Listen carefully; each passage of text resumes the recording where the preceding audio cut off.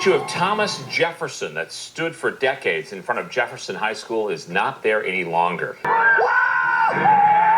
A Fox 12 viewer sent us this video of the statue of the nation's third president as it was pulled down. I'm not for taking statues down or street names, because if you remove the evidence, you remove the deed.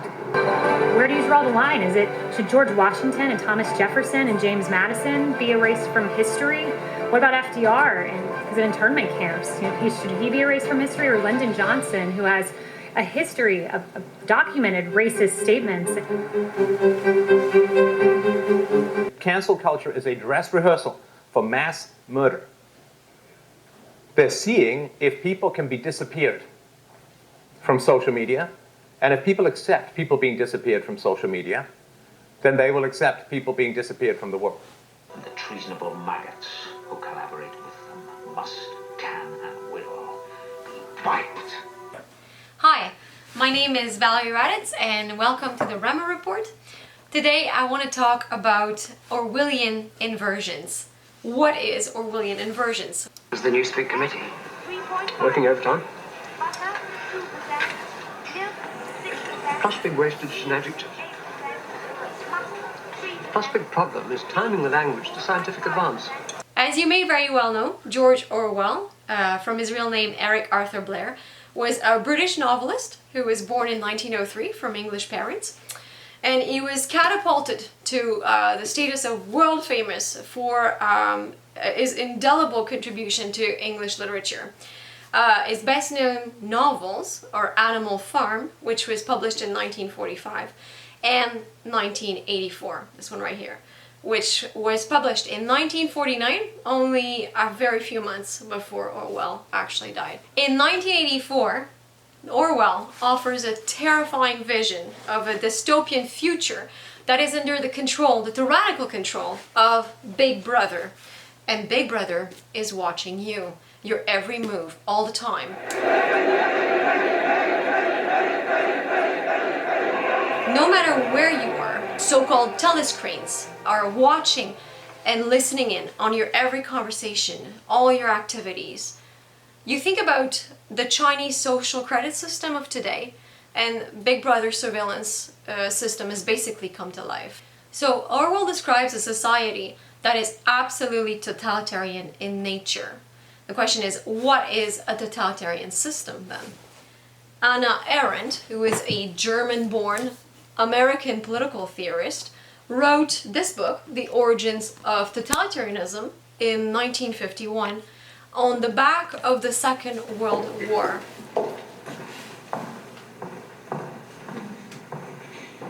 Our definition of a totalitarian society goes like this.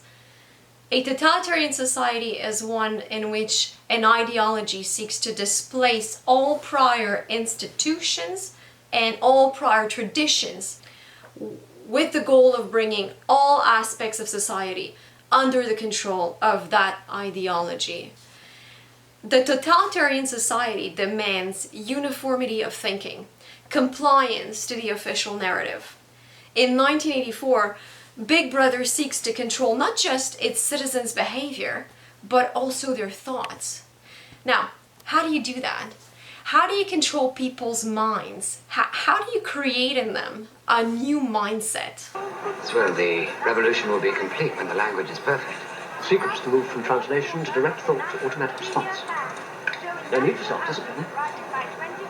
Language coming from here, not from here. In 1984, the Ministry of Truth concerns itself with news, entertainment, education, and fine arts. In short, everything related to the nourishment of the mind. It teaches its citizens Newspeak instead of Old Speak, which you and I would understand as the English language. Now, remember what Arendt said, that totalitarianism seeks to replace all prior institutions and traditions. So if you can replace language, you're well on your way to being able to control how people think and how they will act as a result. As part of its functions, the Ministry of Truth controls language by editing it. So some words are eliminated, they're banned, you can't use them anymore. Others are infused with a different shade of meaning, a new meaning.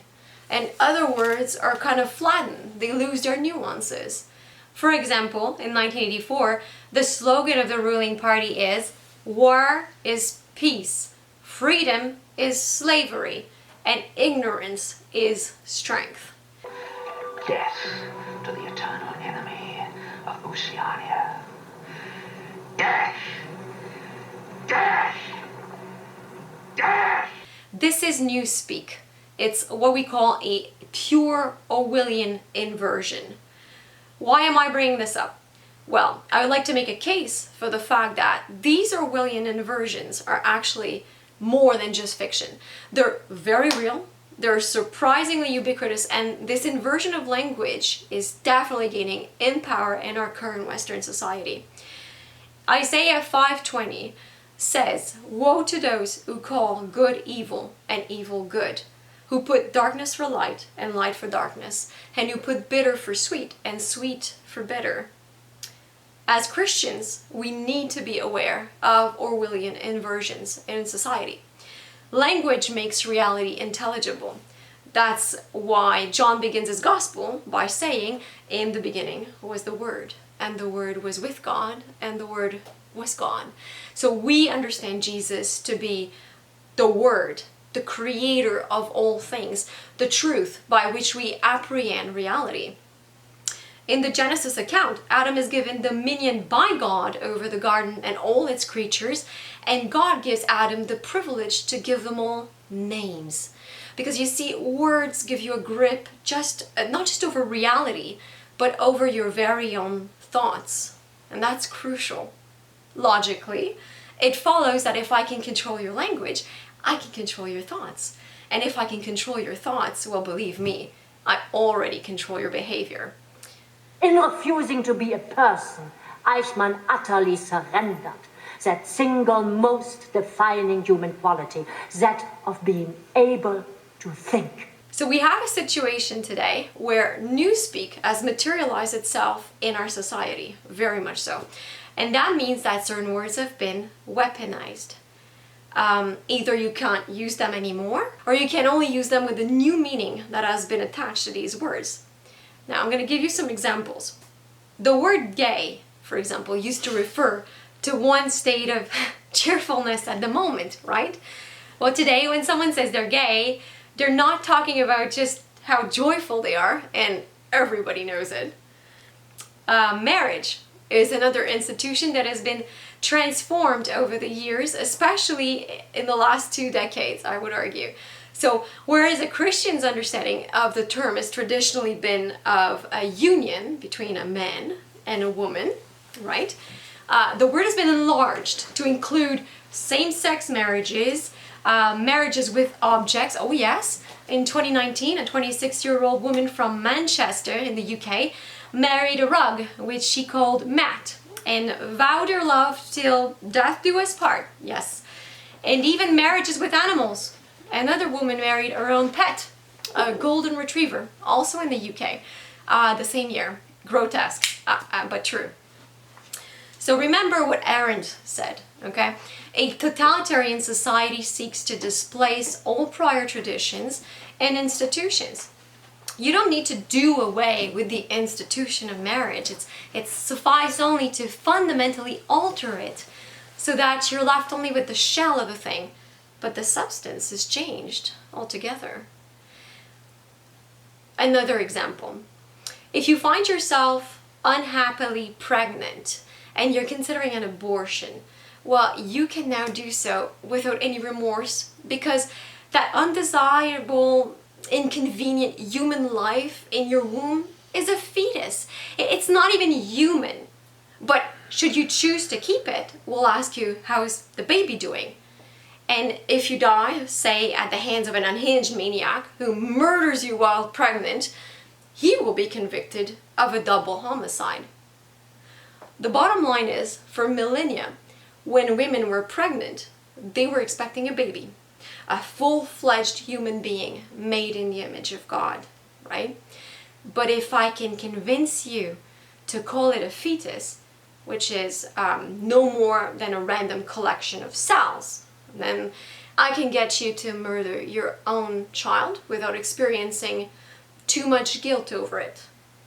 I'm not saying that women don't feel bad after having had an abortion, but you understand what I'm saying about, changing connotations, and you can change the reality of a thing by just calling it a different name. Here's another example. We used to speak of the press, which implies serious, rigorous journalism behind the publishing of news on TV and newspapers or magazines.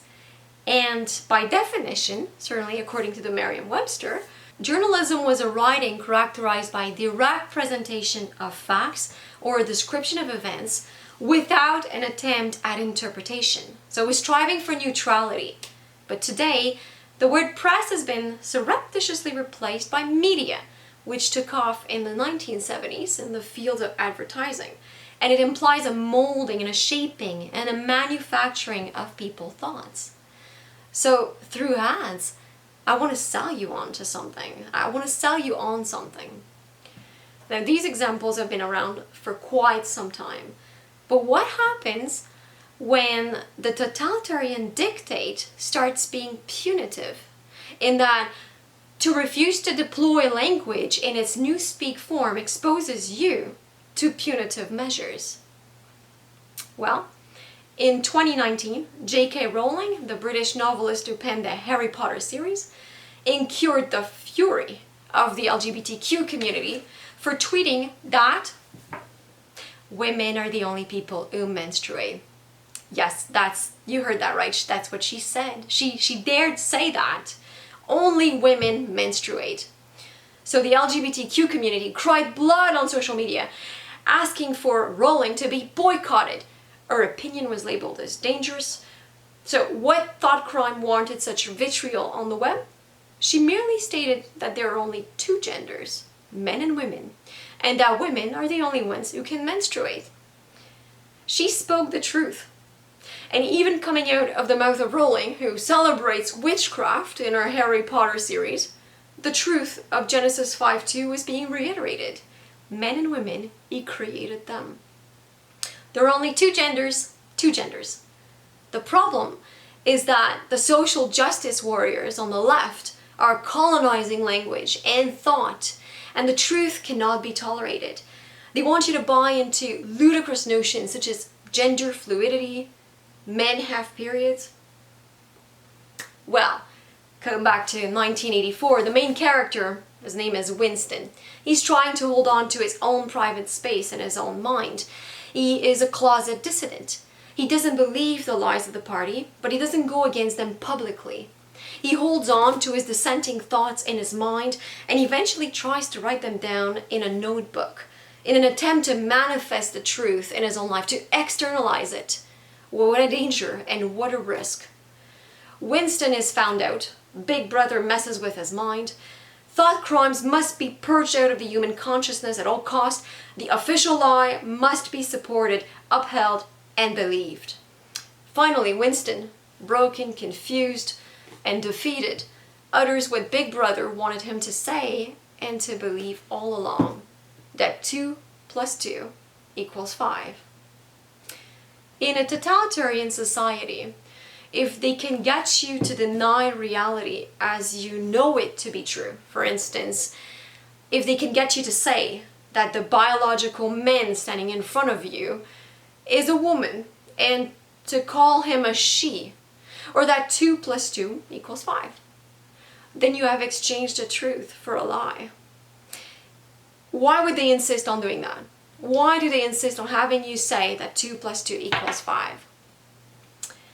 Because they must get you to accept that reality is not found in sound empirical evidence, but that it originates in the mind. And once that's done, well, eureka! Because I can control your mind to control your reality. I can convince you of anything. In Canada, language has not only been weaponized, but it also has been criminalized. Yes. When Bill C-16 was passed in June 2017, my refusal to use someone's preferred pronoun became criminal. If I refuse to partake in a lie, it can get me jail time. According to Brenda Crossman, law professor at the University of Toronto, if an individual repeatedly, consistently refuses to use a person's chosen pronoun, it might constitute a crime that could potentially result in incarceration. Translation: fall in line and prop up the official narrative, or else. In 2019, American actor and television host Mario Lopez expressed his opinion during an interview with conservative Candace Owens. According to Lopez, 3-year-old children are too young to switch genders. Well, how dare he say something like that? At 3 years old, we're not going to trust you with a plastic bag for fear of suffocation. You won't be cognitively equipped to tie your own shoelaces for another 2 to 3 years, and you won't be able to buy yourself a beer for another 15 years. But we entirely trust you to make a life-altering decision, an irreversible decision at that, such as switching your gender. Come to your senses, Mario. You can't say stuff like that. Oh, no. The backlash was vicious. The LGBTQ community bullied Lopez into a public apology. Recant or we'll cancel you. We'll advocate until you can't find work anymore. Lopez, who's a father himself, cracked under the pressure and issued a formal apology. And speaking of the LGBTQ community, they completely hijacked the rainbow. To Christians, the rainbow is a sign of God's promise not to send a flood to the earth again to destroy it. But today, the rainbow has become a celebration of every sexual perversion under the sun. Another Orwellian inversion. As time goes by, there are less and less platforms for divergent opinions, which means that thought is becoming more and more monolithic. We hear the word diversity a lot. Diversity of skin color, of sexual proclivities, or of tattoos, and that's all good. But the one thing we don't actually want is diversity of opinion. Now, here's a real-life example from Canadian politics, right? The so-called opposition to the Liberal Party in Canada is becoming more and more indistinguishable in its values and in its discourse from the party it supposedly opposes with every week that passes. Erin O'Toole, the leader of the Conservatives, has fired Derek Sloan from his own caucus in January of this year. The official reason? We're told it's because Sloan had accepted a $100 donation to his leadership campaign from Paul Fromm, a Canadian self-proclaimed white supremacist. In the midst of hundreds of donations made to this campaign, surely Sloan should have realized that he had accepted a contribution from a neo-Nazi, even though Fromm made the donation under the name of Frederick P. Fromm. No matter. You're guilty by association, Derek Sloan. O'Toole fired him without even so much as talking with him. And in spite of the fact that Sloan had refunded Paul Fromm when he became aware of the matter. But hey, let's be real. I'm sure Derek Sloan deserved to be fired over this matter, and that Erin O'Toole wasn't actually trying to get rid of Sloan for his controversial views on the LGBTQ community, which he expressed in his leadership race in 2020 with his opposition to Bill C-16, or the fact that he would allow MPs to reopen the abortion debate. Well, in short, I'm sure he wasn't fired for his Christian views, but because he's a white supremacist racist, right? Wait a minute, but isn't his wife a person of color? We won't mention that part, right?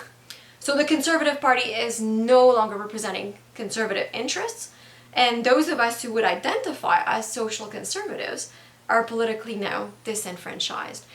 There's very few people to voice our concerns and to speak for us in Parliament.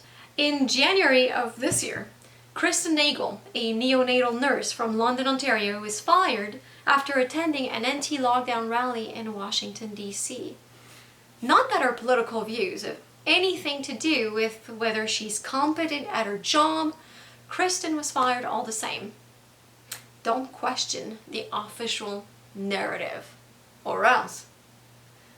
In February 2021, John Mates, founder and CEO of Parler, a social network, was fired by his own board of directors from his own company. The reason? Mates wanted Parler to maintain freedom of speech, and the board, who didn't share in his visions of things, accused him of promoting hate speech. It's like saying that if you think all lives matter, you're a racist.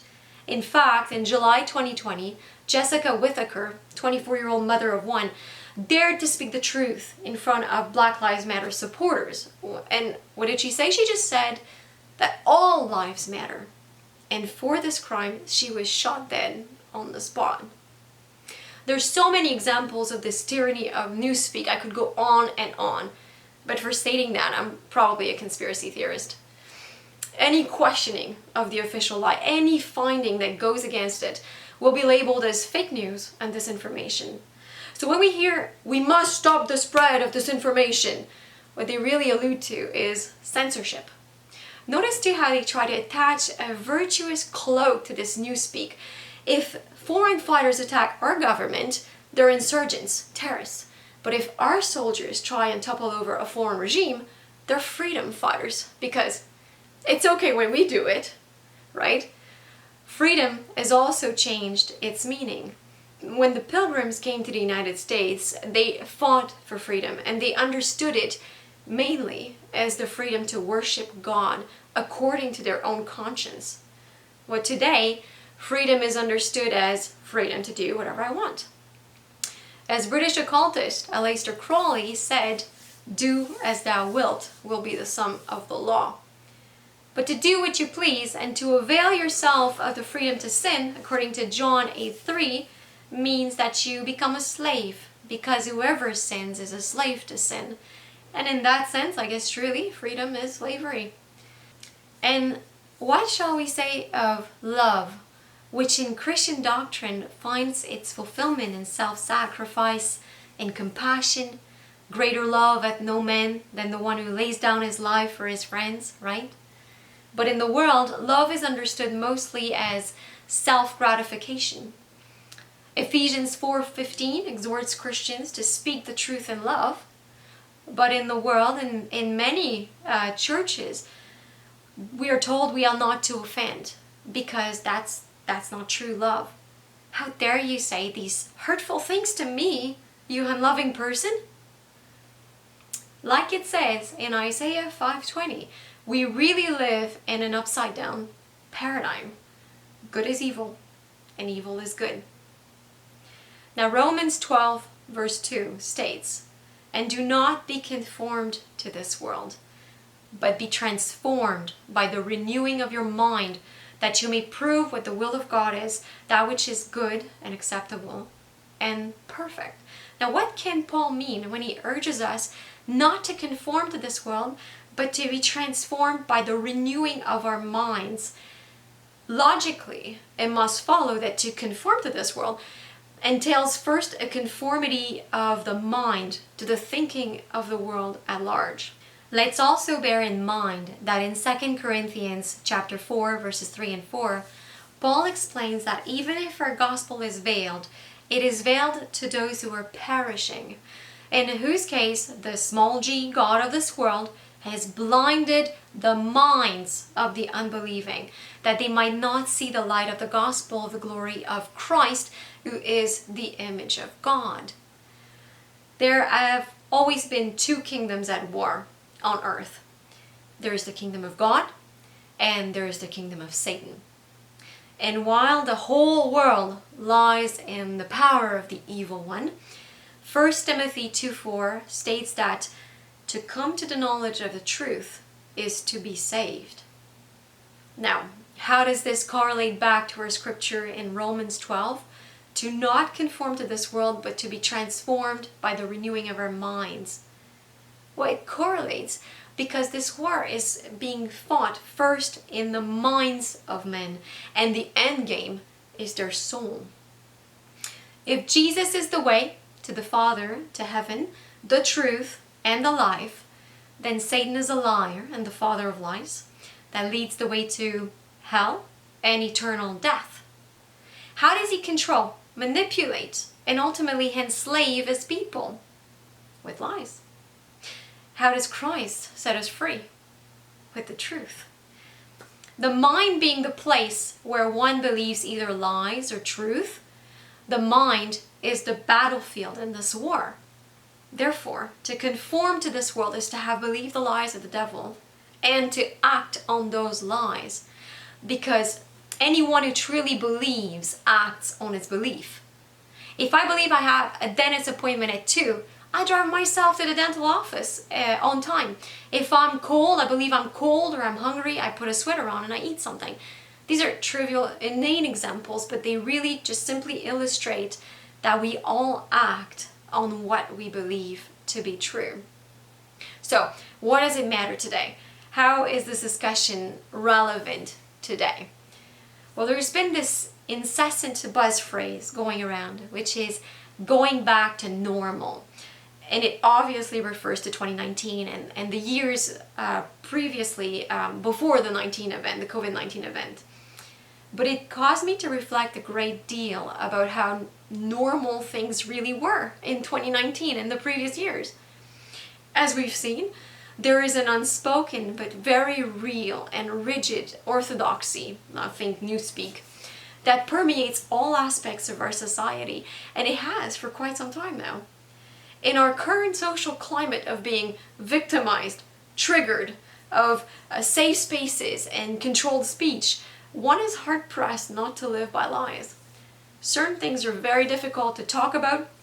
Conservative voices are drowned out and silenced, and conservative values are increasingly met with hostility and hatred. Increasingly, there is a cost to speaking out on certain issues and of going against the grain.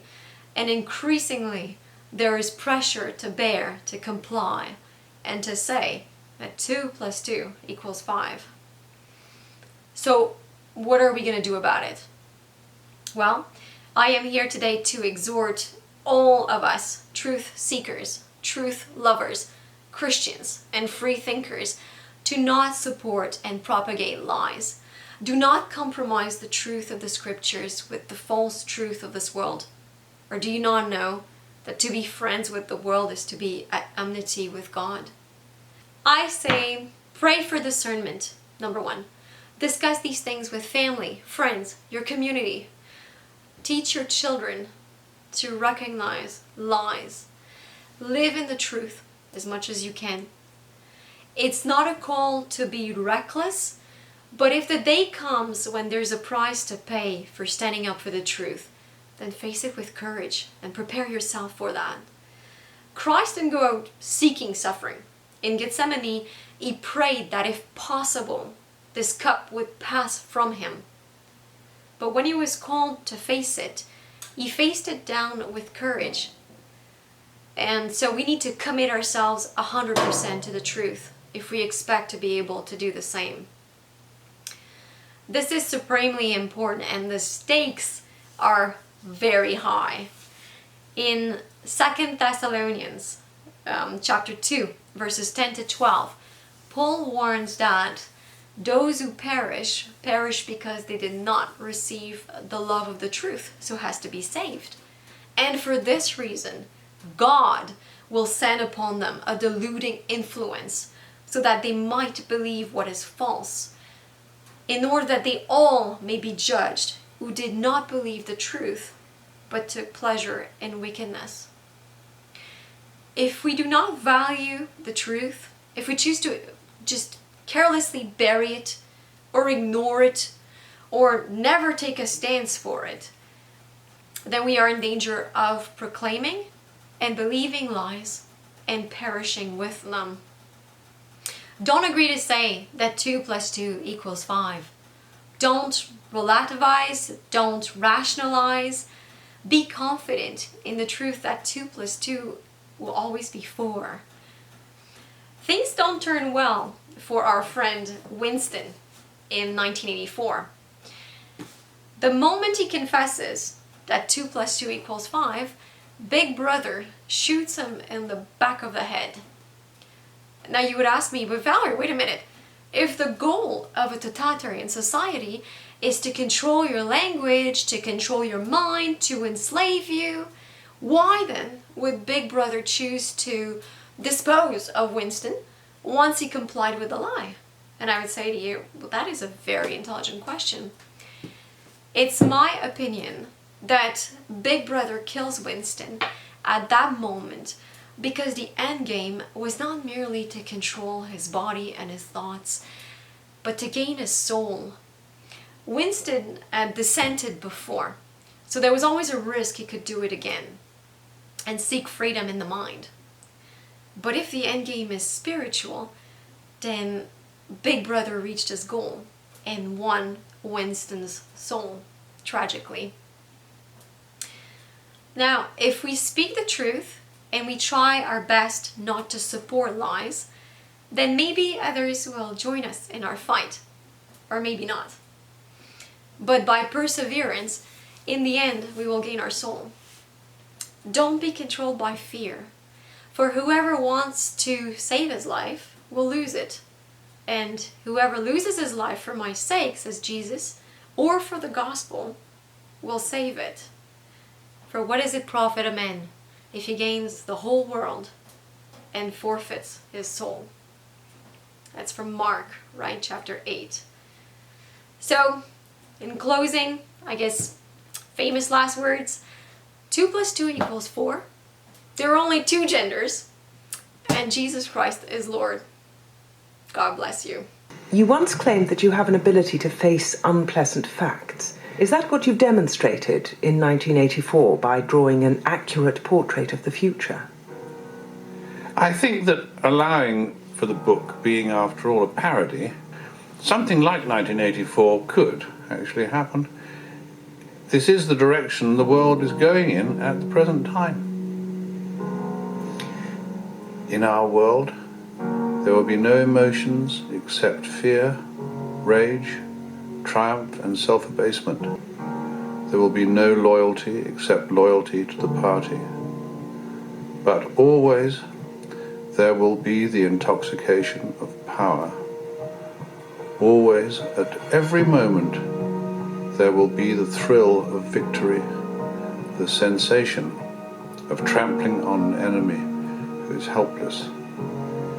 If you want a picture of the future, imagine a boot stamping on a human face forever. The moral to be drawn from this dangerous nightmare situation is a simple one. Don't let it happen. It depends on you.